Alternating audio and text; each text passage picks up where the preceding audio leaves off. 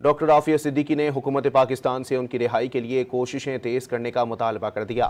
پاکستانی وفد کی ڈاکٹر عافیہ صدیقی سے 3 گھنٹے ملاقات ہوئی۔ حکومتی وفد نے امید ظاہر کی ہے کہ امریکی حکومت 20 جنوری سے قبل ڈاکٹر عافیہ کی بقیہ سزا معاف کر دیں گے۔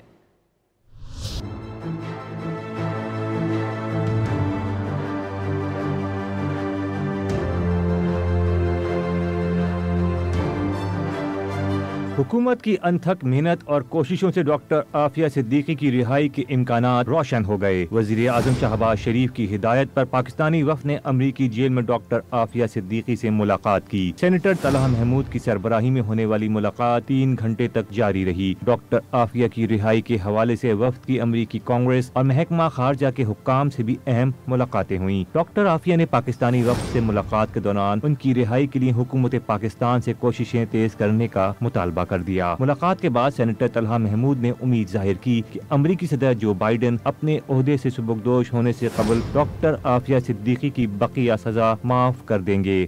اس کا جو سب سے بڑا کنسرن تھا وہ یہ تھا کہ مجھے کسی بھی طریقے سے جیل سے ریلیز کرایا جائے، اور اس کا کنسرن تھا کہ اٹیمپٹ ٹو مرڈر اگر کیس ہے تو اس کی بھی سزا یونائٹڈ اسٹیٹ کے اندر 10 سال کی ہے۔ چاہتے ہیں کہ وہ اپلیکیشن کسی طریقے سے اوپر آئے اور پریزیڈنٹ اس کو سمپیتھیکلی اس کو بڑی سمپیتھی کے ساتھ دیکھے۔